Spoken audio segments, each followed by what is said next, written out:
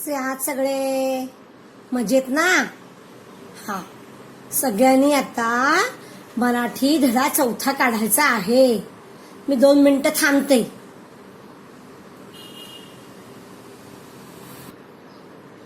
बघा, उघडलं पान.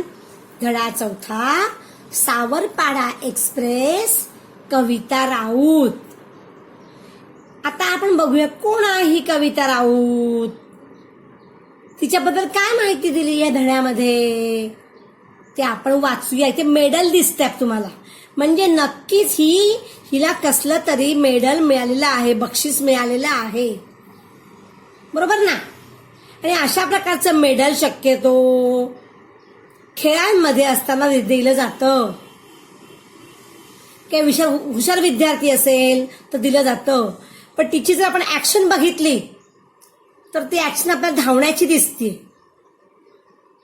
पण नक्कीच ही कविता राऊत कदाचित धावणारी धावपटू असावी. आता मी धडा वाचते, सगळ्यांनी बोट ठेवायचंय. हिच्या फोटोच्या खालपासून सुरुवात करते मी. बघा, बोट सगळ्यांचं. दुर्गम भागातील रस्ते म्हणजे मातीचा धुराळा. पाण्यासाठी वणवण करणे हा रोजचा दिवस.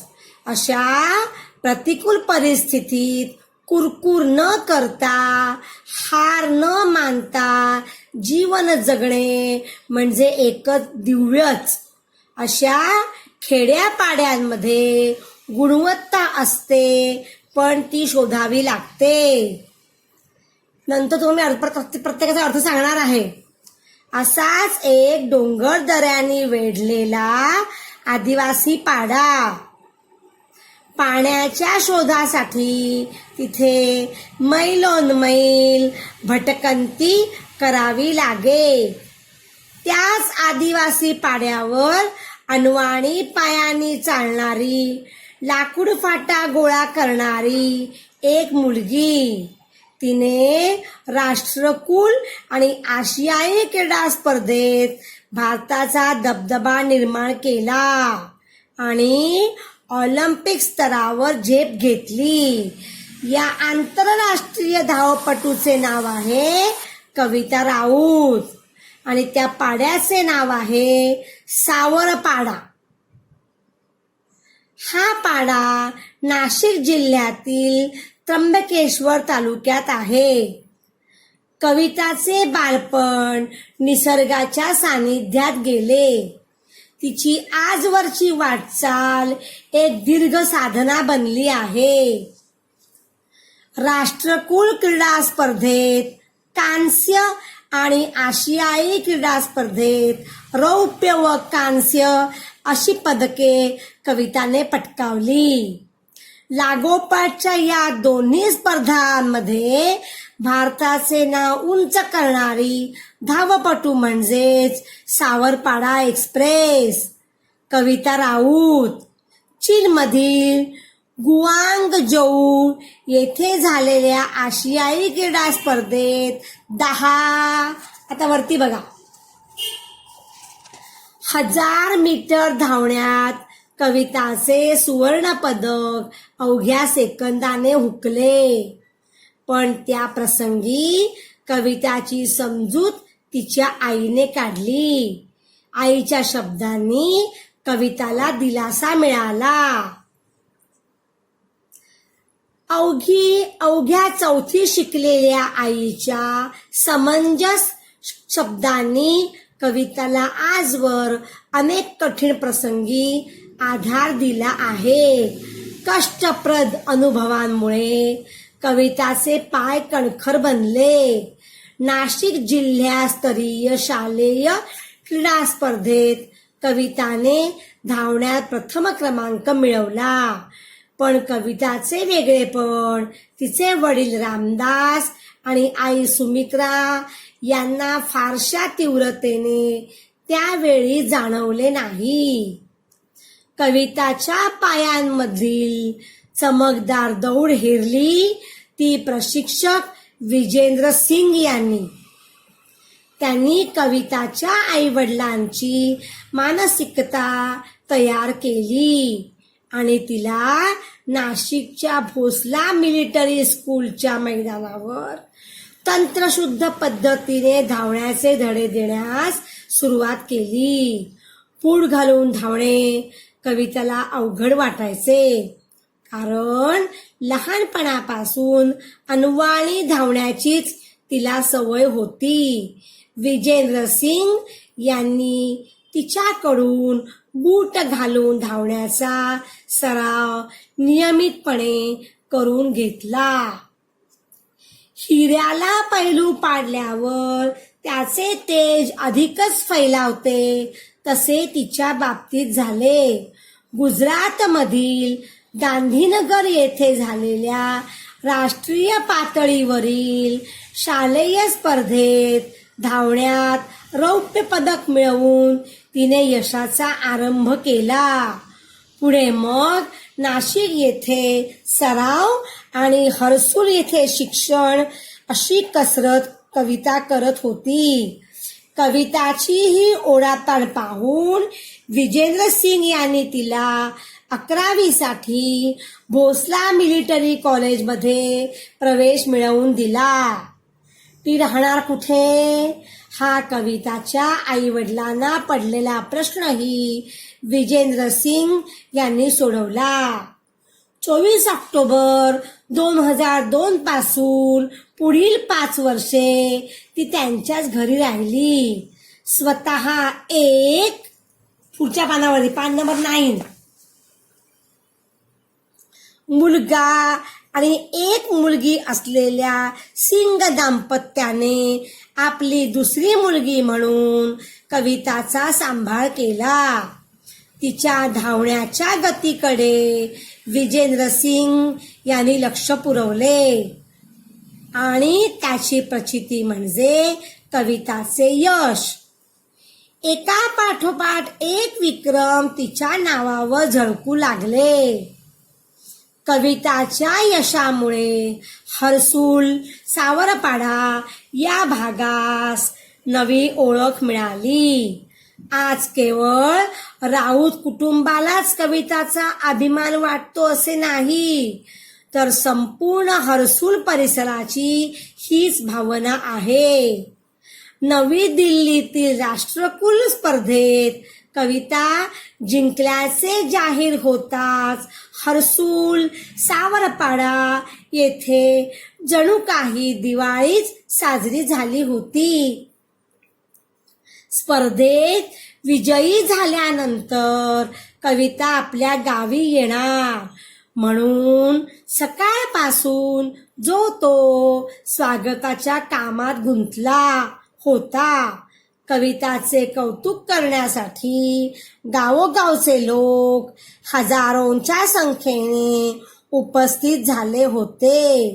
लेकीभोवती निर्माण झालेले वलय तिच्या सत्कारासाठी घेऊन जाण्यास येणाऱ्या आलिशान गाड्या, पत्रकारांचा गराडा यामुळे आपली लेक लई मोठी झाली याचे समाधान तिच्या आईच्या डोळ्यामध्ये सहज वाचता येत होते. कविता बंगळूर येथे विशेष प्रशिक्षणासाठी गेली असताना रोज किमान एकदा तरी आईशी फोनवरून बोले. यावरून या मायलेकींचे गहिरे नाते दिसून येते. कविता सांगते, आईशी बोलल्यावर मनाला वरती बघा वेगळंच समाधान वाटतं. दिवसभरात जे झालं ते सर्व मी आईला सांगते. माझ्या त्रासाबद्दल मात्र तिला काही सांगत नाही, कारण ते ऐकून आईला उगीच वाईट वाटत राहतं. कविता हळवी आहे. प्रसिद्धीच्या वलयाने तिच्या स्वभावात काही फरक पडलेला नाही. बापलेकीच्या नात्यातील वीणही तितकीच गहिरी.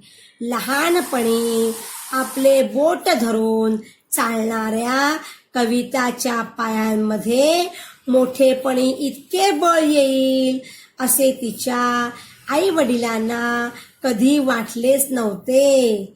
कविताच्या यशाचे सर्व श्रेय ते प्रशिक्षक विजेंद्र सिंग यांना देतात.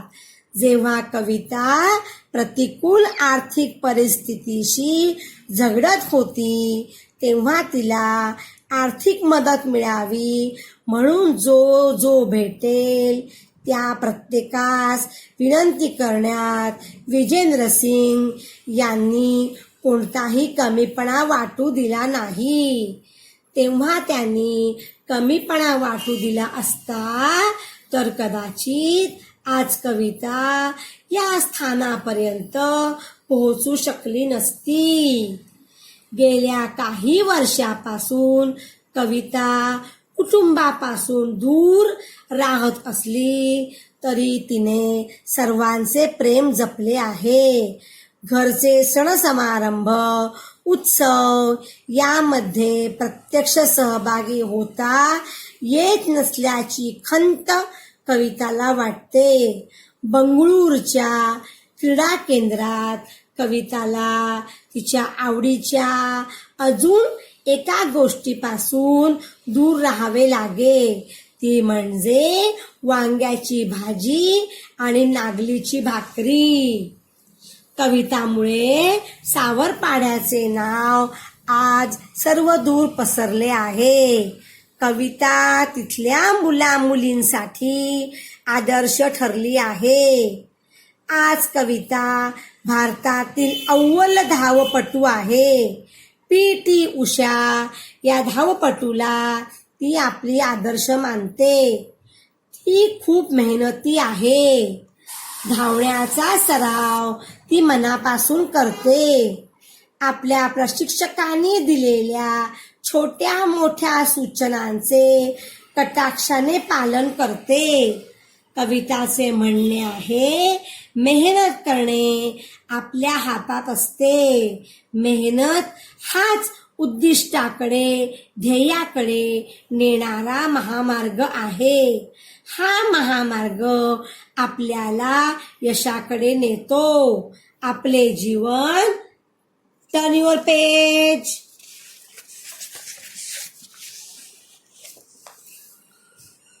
बघितलं, आपणच घडवतो.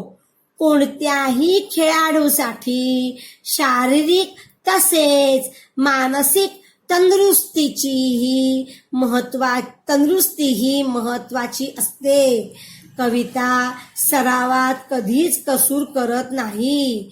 कविताचे इतर झगमगाटी गोष्टींकडे लक्षही नसते. खेळाचा सराव चालू असतानाच यशवंतराव चव्हाण महाराष्ट्र मुक्त विद्यापीठामुळे तिच्या शिक्षणात खंड पडला नाही. कविता ही तिच्या जीवन प्रवासाची नायिका आहे. लेखक आहेत संतोष साबळे.